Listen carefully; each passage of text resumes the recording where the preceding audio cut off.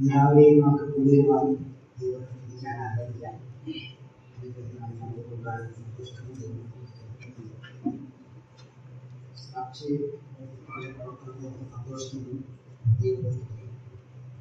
നമ്മുടെ വിശ്വാസത്തെ, നമ്മുടെ വിശ്വാസ പ്രമാണങ്ങളെ, നമ്മുടെ രക്ഷിതാവിന്റെ ക്രിസ്തുവിലേക്ക് ചോദ്യം ചെയ്യുമ്പോൾ മാത്രമല്ല, ക്രിസ്ത്യാനികൾ പ്രത്യേകിച്ച് മിഷണറിമാരും നമ്മുടെ സമൂഹത്തിന് സംഭാവന ചെയ്തിട്ടുള്ള കാര്യങ്ങളെ അവഗണിക്കുകയും വിസ്മരിക്കുകയും അതിൻ്റെ ചോദ്യം ചെയ്യുകയും ചെയ്യുമ്പോൾ അതിനൊക്കെ മറുപടി പറയാൻ ദൈവം കാലാകാലങ്ങളിൽ മറുപടിക്ക് ഉപയോഗിക്കുന്നു എന്നുള്ളത് വളരെ സന്തോഷകരമായ കാര്യമാണ്. കഴിഞ്ഞ നാളുകളിൽ നന്നായി പ്രവർത്തിച്ചുകൊണ്ട് നമുക്ക് അറിയാവുന്ന ആളുകളാണ്. നമുക്കവരെ പ്രാർത്ഥന നോക്കാം. ഇന്നും ഇന്നലെ നമുക്ക് കൂടി വരുവാൻ ഒരു ദിവസം കൂടി ദൈവം നമുക്ക് സംഭാവന ചെയ്തു. കഴിഞ്ഞ പ്രാവശ്യം ഇതുപോലെ സംസാരിക്കാൻ അവസരം കിട്ടിയപ്പോൾ സങ്കീർത്തനത്തിൽ നിന്നാണ് ഞാൻ പറഞ്ഞത്. സങ്കീർത്തനത്തിൽ ആശ്രയം എന്ന ആ പദം ഉപയോഗിച്ചു ധാരാളം പ്രാവശ്യം സങ്കീർത്തനത്തിൽ കാണാനായിട്ട് സാധിക്കും. അത് മുഴുവനാക്കാനായിട്ട് സാധിച്ചില്ല. 37-ാം സങ്കീർത്തനത്തിലാണ് ചിന്തിച്ചത്. അതിൻ്റെ മാറ്റി തുടരണം എന്ന് വിചാരിക്കുന്നു. അത് പൂർണ്ണമല്ല. എൻ്റെ ദൃഷ്ടിയിൽപ്പെട്ടിട്ടുള്ളത് ഞാൻ അടിവരയിട്ട് വായിക്കുന്ന പദങ്ങളാണ്. ഒരുപക്ഷെ ഞാൻ ശ്രദ്ധയിൽപ്പെടാതെ തോന്നിയുള്ള പ്രയോജന സങ്കല്പത്തിൽ വേറെ ഉണ്ടായില്ല. കാണിച്ചു തരുന്നത്, പിന്നീട് കഴിഞ്ഞ ശേഷം കാണിച്ചു തരുന്നത് വളരെ സന്തോഷമാണ്. എനിക്കത് ഉപകാരപ്രദമായിരിക്കും. സങ്കീർത്തനം നമുക്കറിയാം, ഇസ്രായേൽ ജനം പോയിട്ടുള്ള വിവിധ സാഹചര്യങ്ങളിൽ നിന്ന് ഉരുവായിട്ടുള്ള പ്രാർത്ഥനാ ഗീതങ്ങളാണ്. ഇസ്രായേലിന്റെ പാഠ്യപുസ്തകമാണ്. അവരുടെ നമ്മുടെ പാഠ്യപുസ്തകമായിരുന്നു സങ്കീർത്തനം എന്ന് പറയും. പണ്ട് ആരോ പറഞ്ഞു കേട്ടിട്ട് അത് വായിച്ചതാണെന്ന് ഓർക്കുന്നില്ല. ഈ ഇതിഹാസ കാര്യം ഇലിയഡും സങ്കീർത്തനവും സമകാലീന ഗ്രന്ഥങ്ങളാണ് എന്ന് പറഞ്ഞു. അത്രമാത്രം ശരിയല്ലെങ്കിൽ ഏകദേശം. കാരണം BC 1000-ലാണ് ദാവീദ് ജീവിച്ചത്. ഏതാണ്ട് BC 900-ലാണ് ഹോമർ ജീവിച്ചത്. ഏകദേശം അതായത് ശരിയായി വരുമായിരിക്കും. പക്ഷെ ഹോമറിന്റെ ഇലിയഡ് നമ്മൾ കേട്ടിട്ടുണ്ടെങ്കിൽ നമ്മൾ വായിച്ചില്ല. പക്ഷെ സങ്കീർത്തനം ദൈവവചനമായി ബൈബിളിൽ ഉൾക്കൊള്ളുന്നത് കൊണ്ട് നമുക്കത് ലക്ഷം ആളുകൾ നൂറ്റാണ്ടുകളായിട്ട് വായിച്ചുകൊണ്ടിരിക്കുന്നത് അത് എത്ര സന്തോഷകരമായി കാര്യം. ഇന്ന് നമുക്ക് ചിന്തിക്കാൻ ഓർക്കാനുള്ളത് 40-ാമത്തെ സങ്കീർത്തനത്തിലാണ്. 40-ാം സങ്കീർത്തനത്തിലെ 3-4 വായിക്കുന്ന ആശ്രയം എന്നുള്ള വാക്കിനോട് അവനെന്റെ വലിയൊരു പാട്ട് തന്നു, നമ്മുടെ ദൈവത്തിന് സ്തുതി തന്നെ. പലരും അതുകൊണ്ട് ഭയപ്പെട്ട് യഹോവയെ ആശ്രയിക്കും. യഹോവയെ തന്നെ ആശ്രയമാക്കിക്കൊള്ളുകയും നിഗളികളെയും വ്യാജത്തിലേക്ക് തിരിയുന്നവരെയും ആദരിക്കാതിരിക്കുകയും ചെയ്യുന്ന മനുഷ്യൻ ഭാഗ്യവാൻ. ഇവിടെ നാം കാണുന്നത് അത് കണ്ട് ഭയപ്പെട്ട് യഹോവയിൽ ആശ്രയിക്കുന്നത്. അത് കണ്ട് എന്തുകൊണ്ടാണ്, എന്ത് കണ്ടാണ്? ഇവിടെ 3-ാം വാക്യം ആരംഭിക്കുമ്പോൾ അവൻ എന്നെ വാങ്ങി പുതിയൊരു പാട്ട് തന്നു, നമ്മുടെ ദൈവത്തെ സ്തുതി തന്നെ. പലരും അത് കണ്ടു. അപ്പൊ ദൈവത്തെ സ്തുതിക്കുന്നത്, ആരെ സ്തുതിക്കുന്നത് കണ്ട്, ദൈവത്തെ മഹത്വപ്പെടുത്തുന്നത് കണ്ട്, ദൈവത്തെ ആരാധിക്കുന്നത് കണ്ട് പലരും ആ ദൈവത്തെ ഭയപ്പെടും, ആയപ്പോയെ ആശ്രയിക്കുന്നത്. 3 പടിയാണ് ഇവിടെ കാണുന്നത്. കാണുക, ഭയപ്പെടുക, ആശ്രയിക്കുക. ദൈവത്തിലേക്ക് ആളുകൾ തിരിയുന്നത് വ്യത്യസ്തമായ സാഹചര്യത്തിലൂടെ. അതിലൊരു മാർഗം ഇവിടെ കാണുക, കണ്ട് ഭയപ്പെട്ട്. നമ്മൾ ദൈവത്തെ ആരാധിക്കുന്നത്, വിശ്വസിക്കുന്നത് മറ്റുള്ളവരെ കാണിക്കാൻ വേണ്ടിയാണ്. പക്ഷേ നമ്മുടെയൊക്കെ ജീവിത രീതികൾ, ശൈലികൾ പലപ്പോഴും മറ്റുള്ളവർ ശ്രദ്ധിച്ചുകൊണ്ട് കാണുന്നുണ്ടായിരുന്നത്. പല ആളുകളും പറയാറുണ്ട്, എന്റെ വിശ്വാസം എന്നെ ഞാൻ ആരെയും ബോധിപ്പിക്കുന്നില്ല, എന്റെ ഉള്ളിലാണ് ഇരിക്കുന്നത്, എനിക്ക് ആരെയും ബോധിപ്പിക്കേണ്ട ആവശ്യമില്ല എന്ന് പറയാറുണ്ട്. അത് കേൾക്കുമ്പോൾ ശരിയാണെന്ന് തോന്നാമെങ്കിലും അതൊരു തരത്തിലുള്ള ന്യായീകരണമാണ്. തങ്ങൾക്ക് ആത്മീയമായ കാര്യങ്ങൾ താല്പര്യമില്ലെങ്കിൽ, അതിനുള്ള ഒരു അവഗണനയുണ്ടെങ്കിൽ അതിനെ ന്യായീകരിക്കാൻ വേണ്ടി പറയുന്ന കാര്യമാണ്. നമ്മൾ മറ്റുള്ളവരെ കാണിക്കാൻ അല്ലെങ്കിൽ അവർക്ക് പ്രകടമാണ്, നമ്മൾ അറിഞ്ഞോ അറിയാതെയോ മറ്റുള്ളവർക്ക് പ്രകടമാണ്. ആജീവനാന്തം ഒരാൾക്ക് ഒരു രഹസ്യ വിശ്വാസം തുടരാൻ സാധ്യമല്ല. ഏത് നിലയിലെങ്കിലും അത് പ്രകടമാകുന്നതാണ്. ഇവിടെ ഉണ്ടായിരുന്ന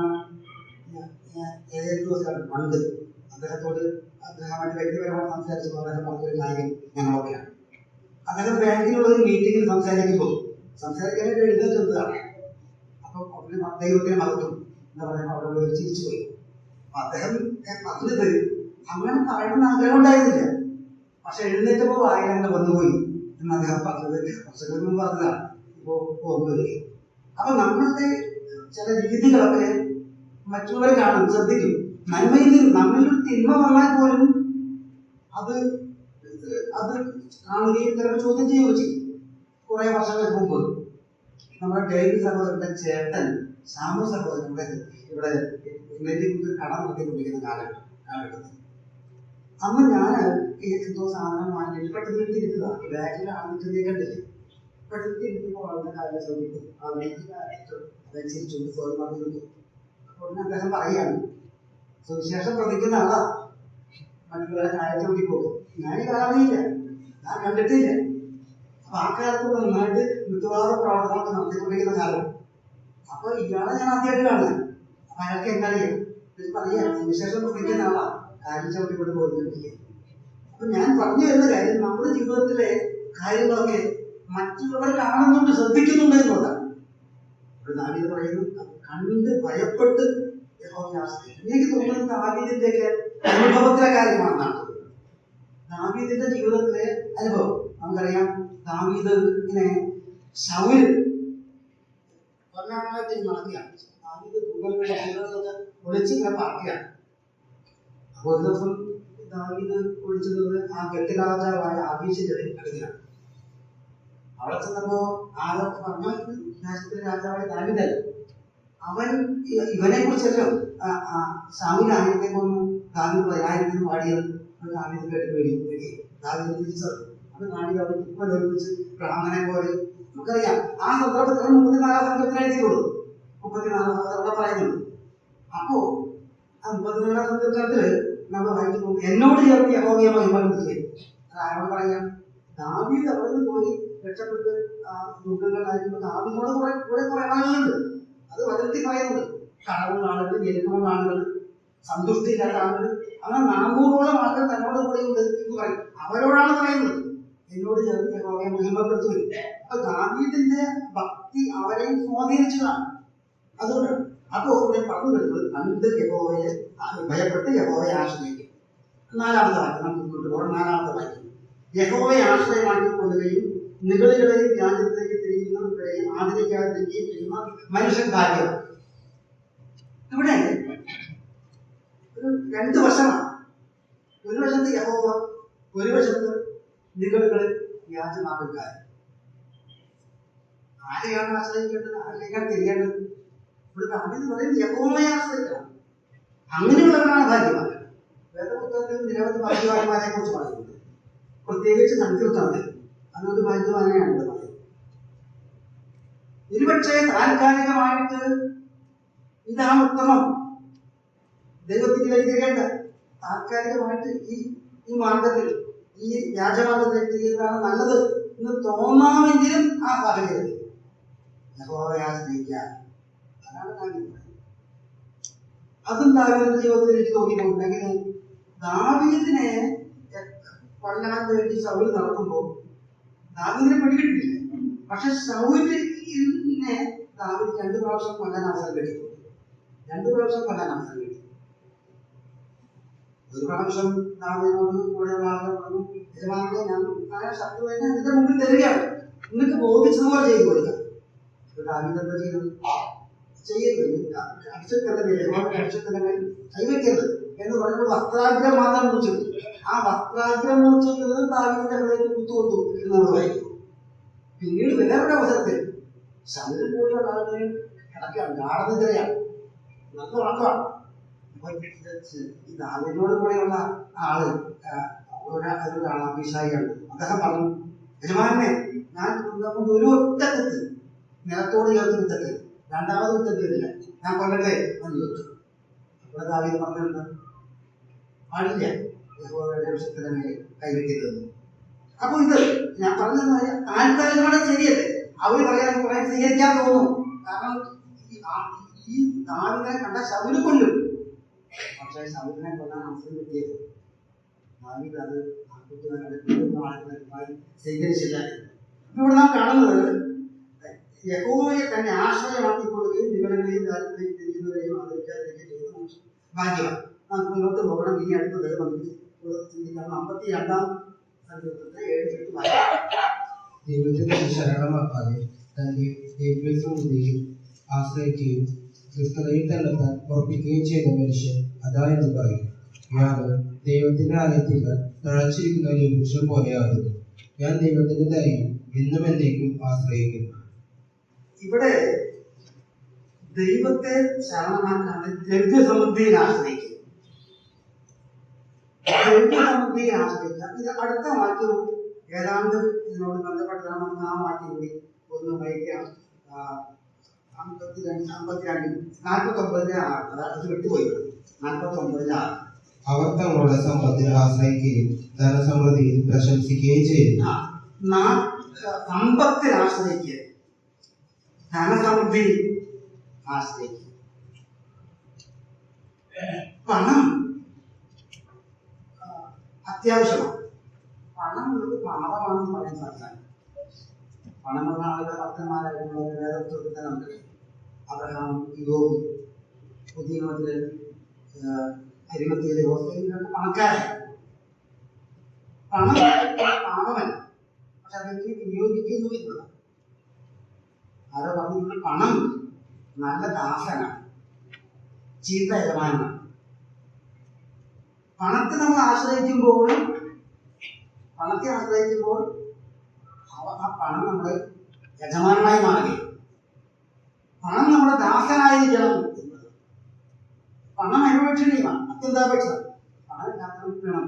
ഇത് ഏതാണ്ട് ശരിയാണ് എന്ന് പറയാം. പണം ആവശ്യമാണ്, പണം ഇല്ലെങ്കിൽ കാര്യങ്ങളാണ്. പണം ആവശ്യമാണ്, പക്ഷെ പണത്തിന് എല്ലാം സാധ്യമല്ല.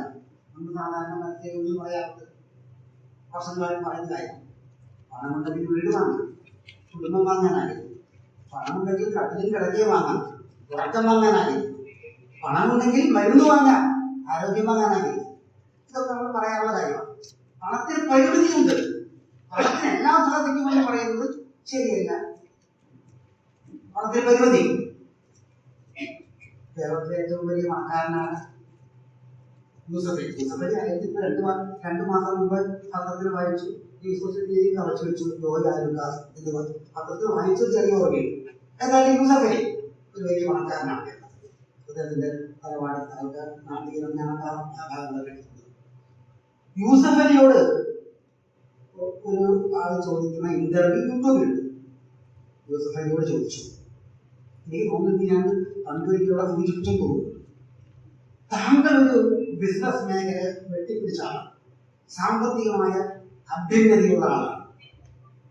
പണത്തിന് അസാധ്യമായിട്ട് എന്തെങ്കിലും ഉണ്ട് എന്ന് താങ്കൾ തോന്നിയിട്ടുണ്ടോ? പണത്തിന് പരിമിതിയുണ്ട് എന്ന് താങ്കൾക്ക് തോന്നിയിട്ടുണ്ടോ എപ്പോഴെങ്കിലും? ഉണ്ട്. എപ്പോഴാണ്? അദ്ദേഹം പറഞ്ഞു, അബുദാബിയിൽ വെച്ച് എൻ്റെ പിതാവ് വാഹന അപകടത്തിൽപ്പെട്ടപ്പോൾ ഞാൻ അദ്ദേഹം ആശുപത്രിയിലാണ്. ലോകത്തിന്റെ പല ഭാഗത്ത് ഞാൻ ഡോക്ടർമാരെ വരുത്തിയിട്ടുണ്ട്. ഇനിയും ഏത് കോണിൽ നിന്ന് ഏത് ഡോക്ടറെ വരുത്താനും ഞാൻ തയ്യാറാണ്. പക്ഷേ ഒന്നും ചെയ്യാനാകാതെ അവർ കൈമലർത്തിയപ്പോൾ, എന്റെ പിതാവ് മരണത്തിലേക്ക് പോയപ്പോൾ എനിക്കൊരു കാര്യം ബോധ്യമായി. പണത്തിന് പരിമിതിയുണ്ട്, പണത്തിന് എല്ലാ സാധ്യതയും ഈ പറയുന്ന ഇന്റർവ്യൂ ഇപ്പോഴും വീഡിയോയിലാണ്. അപ്പൊ പ്രിയമുള്ള, പണം ആവശ്യമാണെങ്കിലും പണത്തിൽ ആശ്രയിക്കുന്നു, പണത്തെ എല്ലാം സാധിക്കും എന്ന് പറയുന്ന മന്ത്രമാണ്. നമ്മുടെ കർത്താവ് പറഞ്ഞ ഉദാഹരണം അത്രയും അത് ധനവാനായ മനുഷ്യൻ അവന്റെ ഭൂമി നന്നായി വളർന്നു, അത് കാരണം അവനെ മൂഢ എന്ന് വിളിക്കുന്നതൊക്കെ നമുക്കറിയാവുന്ന കാര്യം. അതേപോലെ പറയുന്നത് പണത്തിന് ആശ്രയിക്കുക, ദ്രവ്യ സമൃദ്ധിയെ ആശ്രയിക്കാൻ പാടില്ല എന്നത്. ഈ യൂസഫലിയുടെ വീട്ടിലൊക്കെ എടുത്ത് ഞാൻ ചില കാര്യത്തിൽ ഓഫീസിൽ അതായത് അദ്ദേഹത്തിന്റെ തറവാടിന്റെ വീട്ടിനുള്ളിൽ ഒരു സ്ഥലത്തുണ്ട്. ഓഫീസിനുള്ളിൽ ഒരു ഓഫീസിൽ വീട്ടിൽ അത് പോകേണ്ടത് പോയി എന്ന് പറയുന്നത് അതൊക്കെ ഒരു ഇടപാടുകളും സംശയം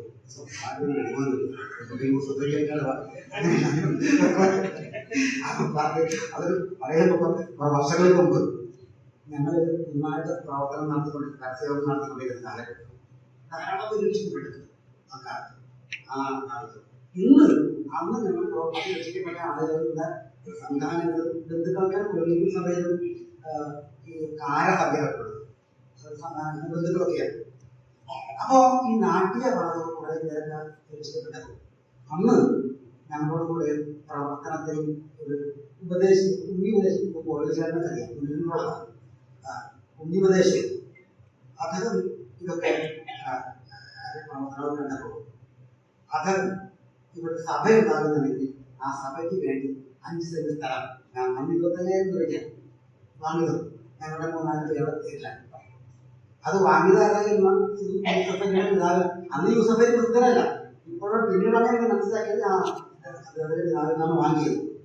അപ്പോ ഇന്ന് യൂസഫലി എന്ത് ചെയ്തു, സ്ഥലമാണ്. അപ്പൊ ഞങ്ങളുടെ സ്ഥലമുണ്ട്, അത് ഇദ്ദേഹത്തിന്റെ അപ്പുറം പുറത്ത് ഇയാൾ വാങ്ങി. അപ്പൊ ഈ സ്ഥലം ഇദ്ദേഹം പറയുന്ന വിലക്ക് എടുക്കാൻ തയ്യാറാണ്.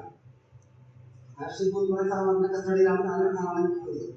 അപ്പോ അത് പണം പണം തരാം, വേറെ സ്ഥലം വേറെ തരം തരാം. അപ്പൊ അവര് വേറൊരു സ്ഥലം കാണിച്ചു കൊടുത്തു. ഒരു 2000 സ്ക്വയർ ഫീറ്റുള്ള ഒരു വീട് സ്ഥലം. ഇതോടെ 6 മുറി 1 വർഷം ഞാൻ പോയിട്ടുള്ളൂ. അടിയിൽ കൂടി അങ്ങനെ വീട് വാങ്ങിക്കൊണ്ടുപോകാൻ സംഭവമാണ് കഴിഞ്ഞ വെച്ചുള്ളത്. അതായത് ഞങ്ങളുടെയൊക്കെ പേരിലുള്ളതിന്റെ പേരിൽ ഞങ്ങളൊന്നും ഉൾപ്പെടുന്ന കാരണം പോകേണ്ടി വന്നു. ഓർത്ത് പോകാൻ കാര്യം പറഞ്ഞു എന്ന് മാത്രമേ. അദ്ദേഹത്തെ കണ്ടിട്ടില്ല, അദ്ദേഹത്തിന്റെ നാട്ടിലാണ് ഈ കാര്യമൊക്കെ ഇടപാടൊക്കെ നടത്തുന്നത്. അപ്പോ ഞാൻ പറഞ്ഞു വരുന്ന കാര്യം സന്തോഷാന്ന് പറഞ്ഞു പോയിരുന്നത് 8ാമത്തെ വാക്യം നമുക്ക് വായിക്കാം. ഞാനും ദൈവത്തിന്റെ ആലയത്തിൽ തളച്ചിരിക്കുന്ന ഒരേ വൃക്ഷം പോലെ ഞാൻ ദൈവത്തിന്റെ ദയയിൽ എന്നേക്കും ആശ്രയിക്കും. ഞാൻ ദൈവത്തിന്റെ ദയയിൽ എന്നേക്കും ആശ്രയിക്കും. ദൈവത്തിന്റെ ദയ, ദൈവത്തിന്റെ ദയയുടെ പ്രത്യേകത നമുക്കറിയാം.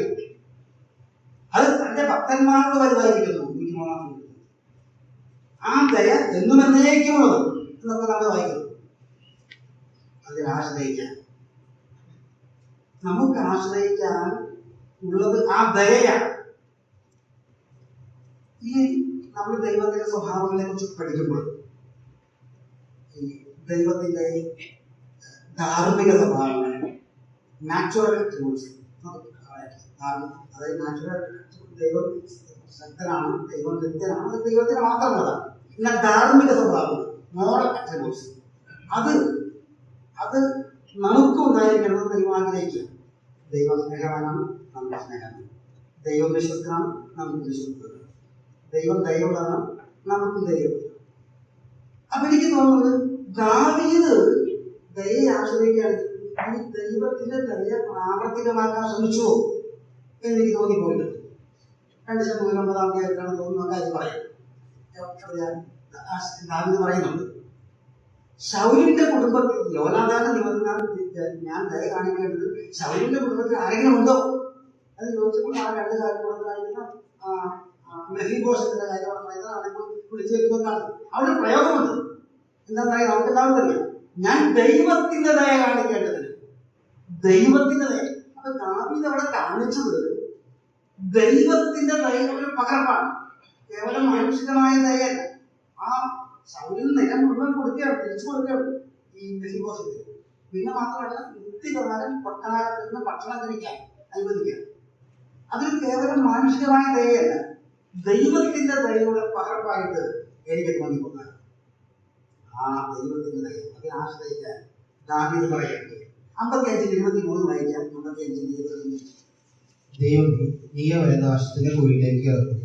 രക്തപ്രിയവും വഞ്ചനയും ഉള്ളവർ ആയുസിന്റെ പകുതിയോളം ജീവിക്കുകയില്ല. ഞാനോ നിന്നിൽ ആശ്രയിക്കും. ഞാനോ നിന്നിൽ ആശ്രയിക്കും. ഞാനോ നിന്നിൽ ആശ്രയിക്കും എന്ന് പറയുമ്പോൾ മറ്റുള്ളവരെ ആശ്രയിക്കുന്നു എനിക്ക് അറിയേണ്ട ആവശ്യമില്ല. ഞാൻ ആശ്രയിക്കും. യോശുവ പറഞ്ഞതുപോലെ ഞാനും എന്റെ കുടുംബവും ഞങ്ങൾ യഹോവയെ സേവിക്കും. മറ്റുള്ളവർ അവിടെ നദിക്കക്കരയുള്ള ദേവന്മാരായിട്ട് സേവിക്കുന്നവരായിരിക്കാം. പക്ഷേ ഞാനും എന്റെ കുടുംബവും അങ്ങനെ ആശയം അവിടെ വരുന്നത്.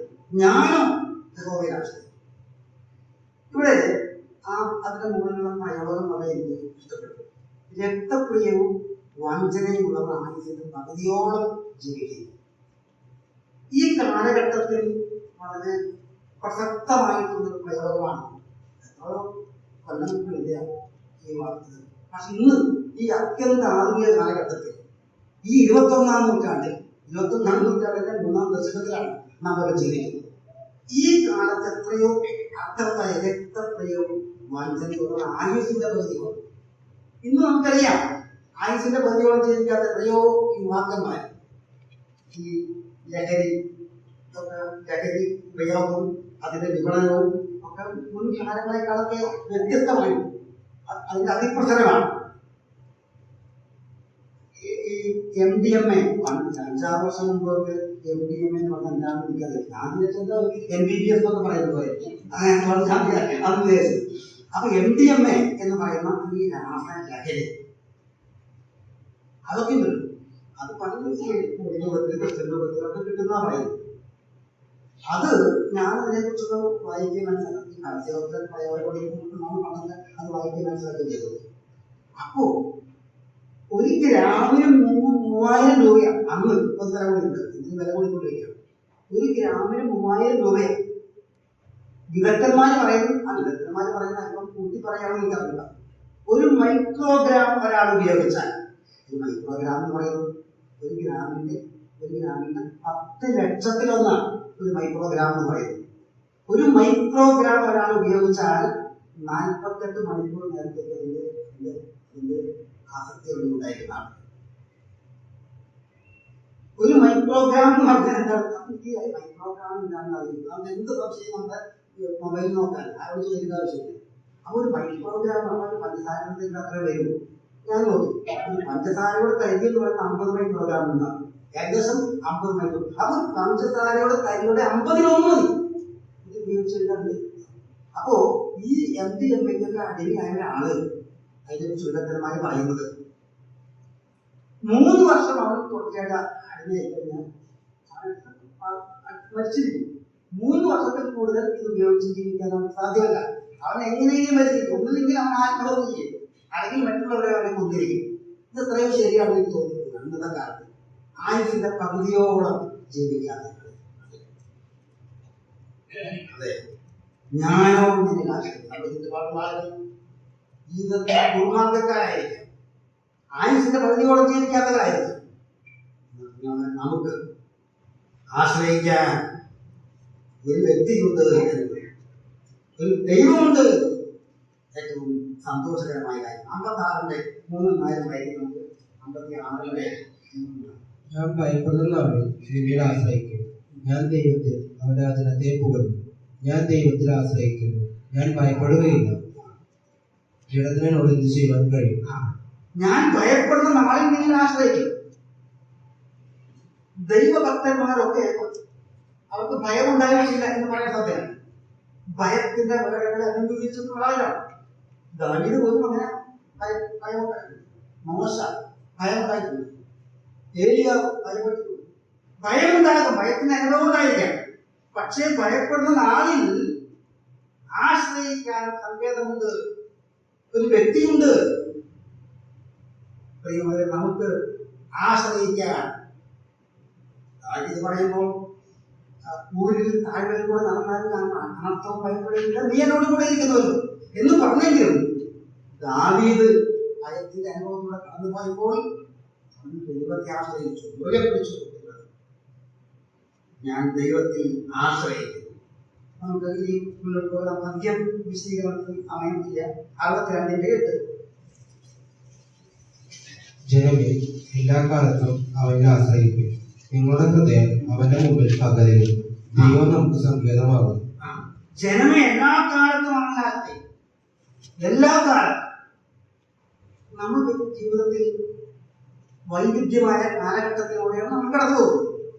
നമ്മൾ ജനിച്ചപ്പോൾ ശിശുവായിരുന്നു, പിന്നെ ബാല്യമുണ്ടായി, കൗമാരം, പിന്നെ ഈ യൗവനം, വാർദ്ധക്യം, അങ്ങനെ വിവിധ മേഖലകളുണ്ട്. നാം സാധാരണ പറയാറുള്ള രോഗത്തിന്റെ കാലം, ദുഃഖത്തിന്റെ കാലം, ആരോഗ്യത്തിന്റെ കാലം, സമ്പത്തിന്റെ കാലം, ഇതൊക്കെ വ്യത്യസ്തമായ കാര്യങ്ങൾ നമുക്കുണ്ട്. പക്ഷെ എല്ലാ കാലത്തും നമുക്ക് ആശ്രയിക്കാൻ ചില ആളുകൾ പറയും പ്രായമാകുമ്പോൾ വയസ്സാകുമ്പോൾ ഒക്കെ ദൈവത്തിൽ ആശ്രയിച്ചാൽ മതി. ലോകത്തിലെ ആളുകൾ പറയും. ഇവിടെ നാല് പറയുമ്പോൾ എല്ലാ കാലത്തും അവൻ ആശ്രയിക്കുന്നു.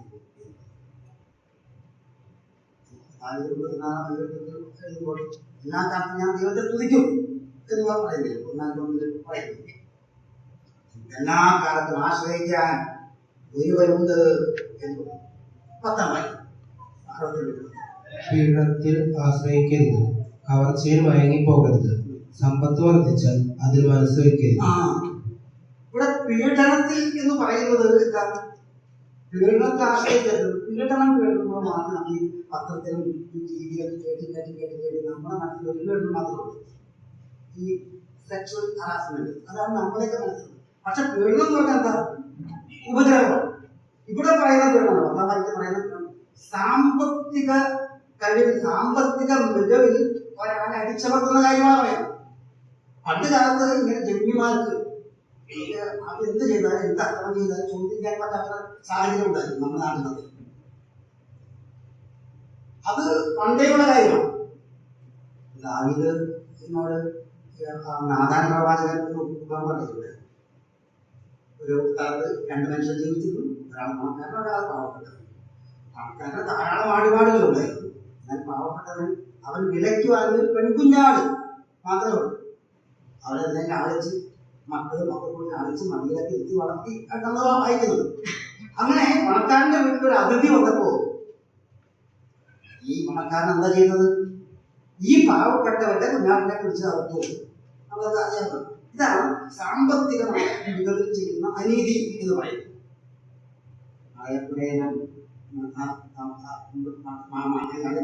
വാഴക്കുല നമുക്കടുത്തില്ല. അയാളിങ്ങനെ വാഴക്കുലയൊക്കെ വെച്ച് നമ്പരാമത് കെട്ടിക്കൊടുക്കും. അപ്പൊ അത് ചോദ്യം ചെയ്യാൻ പറ്റാത്ത കാലഘട്ടം ഉണ്ടായിരുന്നു. ഇവിടെ എന്താ പറയുന്നത്? പീഡനത്തിൽ ആശ്രയിക്കുന്നത്, സാമ്പത്തികമായ മികവിൽ ഒരാളെ അടിച്ചമർത്തരുത് എന്നാണ്. പീഡനത്തിലുള്ള ആശ്രയം, ഉപദ്രവത്തിലുള്ള ആശ്രയം ഉള്ള ആളുകളെ നമുക്ക് കാണാനായിട്ട് സാധിക്കും. അടുത്തത് നമുക്ക് 71-ന്റെ 1. ഞാൻ നിന്നെ ആശ്രയിക്കുന്നു, ഞാൻ ഒരു നാളും ലജ്ജിച്ചു പോകരുത്. യഹോവയായ കർത്താവേ, നീ എന്റെ പ്രത്യാശയാകുന്നു. ഇത് ഞാൻ ഒരു നാളും ലജ്ജിച്ചു പോകരുത്. 25-ാം ഇതേപോലെ പറയുന്നത് മുമ്പ് നമ്മൾ അത് ചിന്തിച്ചിട്ടുള്ള 5-ാമത്തെ വാക്യം. യഹോവയായ കർത്താവേ, നീ എന്റെ പ്രത്യാശയാകുന്നു. ബാല്യം മുതൽ നീ എന്റെ ആശ്രയം തന്നെ. ബാല്യം മുതൽ നീ എന്റെ ആശ്രയം. ബാല്യം മുതൽ എന്ന പ്രയോഗം വേദപുസ്തകത്തിൽ പല സ്ഥലത്ത് കാണാനായിട്ട് സാധിക്കും. ദാവീദിന് പറയുന്നുണ്ട്, ഞാൻ ബാല്യം മുതൽ ദൈവത്തിൽ ആശ്രയിച്ച കാര്യം ശമൂവേലിന്റെ പുസ്തകത്തിൽ വായിക്കുന്നു. ബാല്യം മുതൽ ദൈവത്തിൽ അങ്ങനെയുള്ള ആളുകൾ രക്ഷിക്കപ്പെട്ടിട്ടില്ലെങ്കിൽ പണ്ടാമത്തെ അച്ഛൻ പറഞ്ഞപ്പോൾ ഞാനന്ന് രക്ഷിക്കപ്പെടാത്ത ഒരു ദൈവമായിരുന്നു, ഞാനന്ന് രക്ഷിക്കപ്പെടാത്ത ഒരു ദൈവമായിരുന്നു എന്ന് പറഞ്ഞാൽ ആൾ ഉദ്ദേശിക്കുന്ന കാര്യത്രേ ഉള്ളൂ.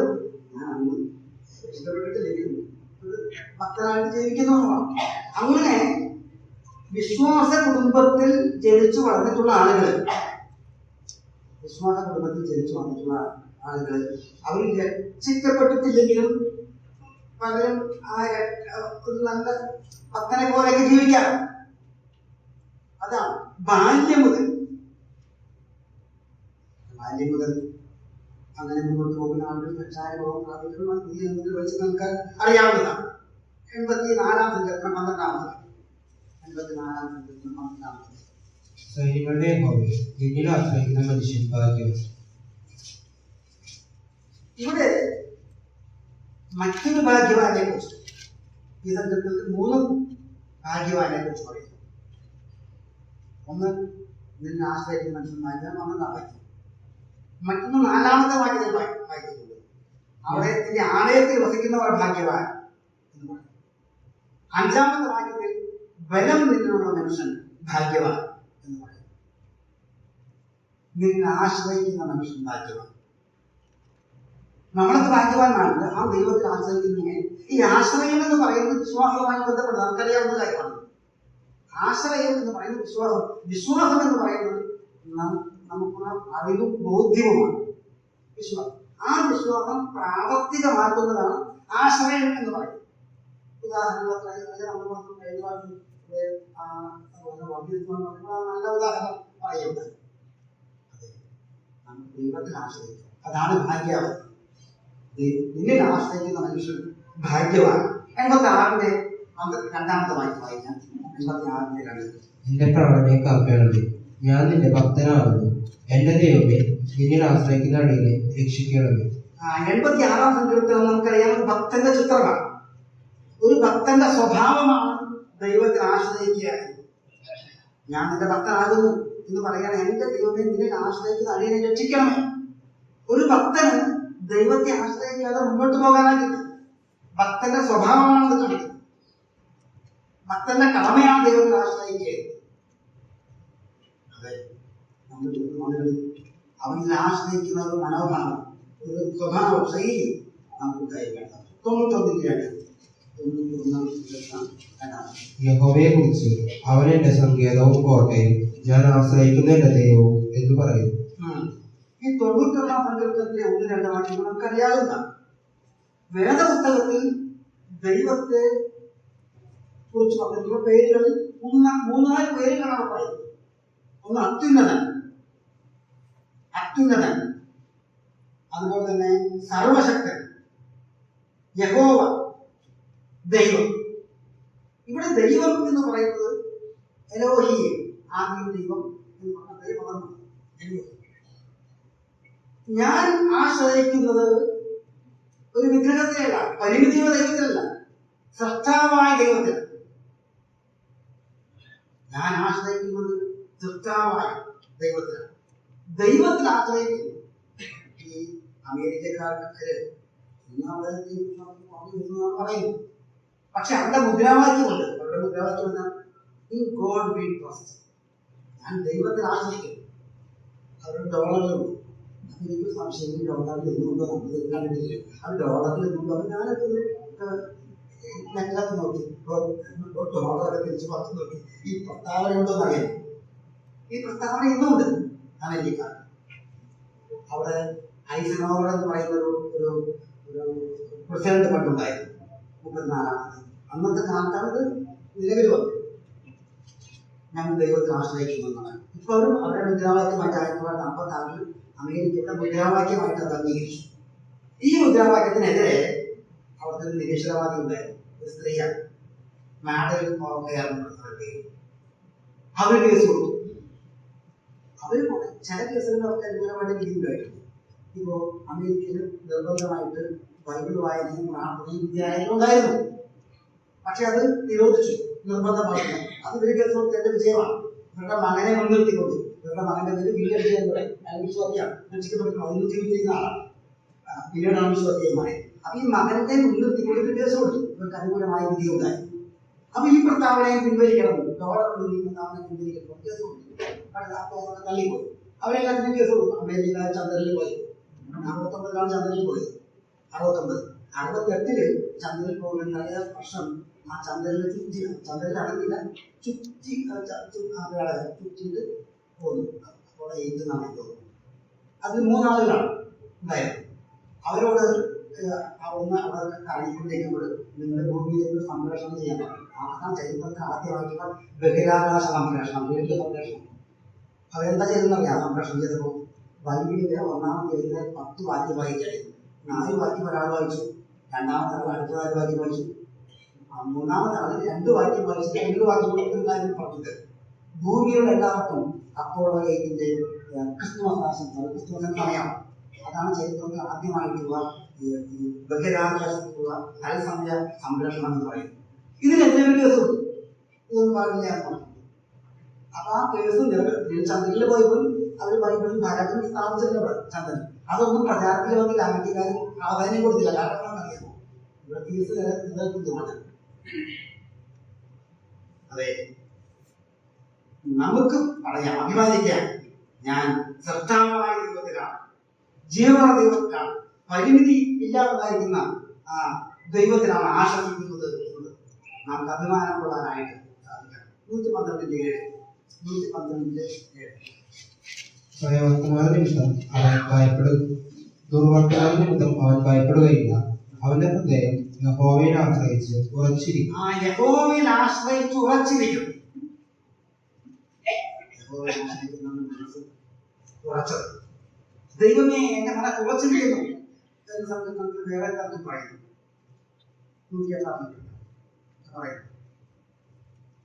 ദൈവത്തിൽ ആശ്രയിക്കുന്നവൻ ഉറച്ചിരിക്കുന്നവൻ, ചഞ്ചല ഹൃദയമുള്ളവരല്ല. അത് നമുക്ക് സന്തോഷകരമായ, നമുക്ക് ചൈതന്യം വരുത്തുന്ന ഒരു പ്രയോഗം. 115:8-11 വരെ. 115:8-11. അവയുണ്ടാക്കുന്നവർ അവയെ പോലെയാകുന്നു.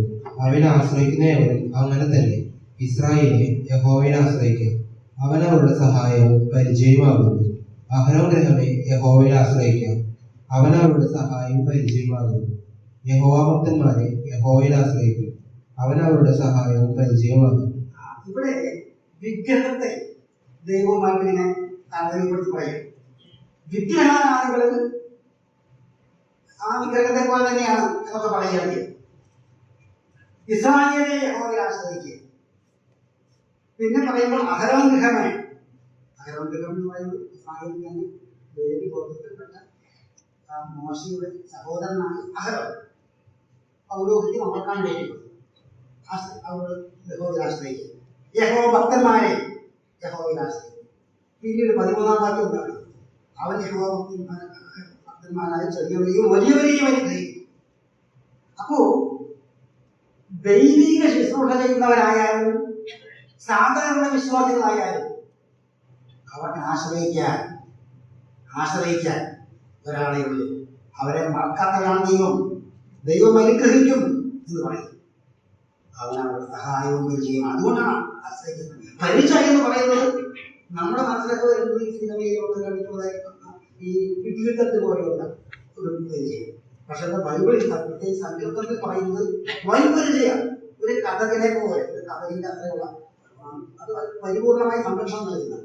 നമ്മുടെ ദൈവമാതയിൽ നമ്മുടെ സഹായം പരിചയമാകുന്നു എന്നാണ് പറയുന്നത്. പെട്ടെന്ന് അവസാനിപ്പിക്കാൻ സമയം ആയി. 118:8. മനുഷ്യനെ ആശ്രയിക്കുന്നതിനേക്കാൾ യഹോവയിൽ ആശ്രയിക്കുന്നത് നല്ലത്, പ്രഭുക്കന്മാരെ ആശ്രയിക്കുന്നതിനേക്കാൾ യഹോവയിൽ ആശ്രയിക്കുന്നത് നല്ലത്. നമുക്ക് പരിചിതമായ വാക്യമാണ്. വേദപുസ്തകത്തിന്റെ മധ്യവാക്യം എന്നറിയപ്പെടുന്നത് 118. പക്ഷെ അത് ഇംഗ്ലീഷ് ബൈബിളിലാണെന്നാണ് പറയുന്നത്. മൂലഭാഷയിൽ അതല്ല. 102 ഏതോ പുസ്തകത്തിൽ വായിച്ചു നോക്കുന്നത്. ജീസസ് വായിച്ചത്. അപ്പോൾ മധ്യവാക്യം പൊതുവെ അറിയപ്പെടുന്നത് ഇതാണ്: മനുഷ്യൻ ആശ്രയിക്കുന്നതിനേക്കാൾ യഹോവയിൽ ആശ്രയിക്കുന്നത്. മനുഷ്യനെ ആശ്രയിച്ചാൽ കുറേയൊക്കെ സഹായം കിട്ടും. പക്ഷെ പരിമിതിയുണ്ട്. എപ്പോഴും ഒരാൾക്ക് സഹായിക്കാൻ പറ്റും, ഒരാളെ സഹായിക്കാൻ പറ്റും ഇല്ല, പരിമിതിയുണ്ട്. ഇവിടെ ഒരു സഹോദരൻ ജീവിക്കുന്നു, അതിനുള്ള സാമ്പത്തിക ശേഷിയുള്ള ഒരു സഹോദരനാണ്. ഒരു പാവപ്പെട്ട സഹോദരൻ ജീവിച്ചത്. ഈ പാവപ്പെട്ട സഹോദരൻ്റെ അടുത്ത് പോയി കിടക്കുന്നതിനും സാമ്പത്തിക സഹായമൊക്കെ ആവശ്യത്തിന് കടമായിട്ടുണ്ട്. ഒരു പ്രാവശ്യം അദ്ദേഹം ആ പണക്കാരനായ സഹോദരൻ പണം കൊടുത്തിട്ട് പറഞ്ഞു, ഇത് ആവർത്തിക്കരുതോ എന്ന് പറഞ്ഞു. അത് കുറ്റമല്ല, ഞാനായാലും നമ്മളതൊക്കെ പറയും. പക്ഷെ മനുഷ്യന്റെ സഹായത്തിന് പരിമിതി, എന്നാൽ പരിമിതിയില്ലാതെ നമ്മെ സഹായിക്കുന്നവരാണ് കർത്താവ്. ഇതിനെ കുറിച്ച് വാക്യങ്ങൾ ഞാൻ ഇതിലേക്ക് കടക്കുന്നില്ല. ദൈവം നമ്മെ സഹായിക്കാൻ വരുന്നത് ആശ്രയിച്ച് മുന്നോട്ട് പോകാൻ, ആ വിജയകരമായി നയിക്കാൻ എന്നെ നാം എല്ലാവരെയും അതിനാണ് എന്ന് പ്രാർത്ഥിക്കുന്നു.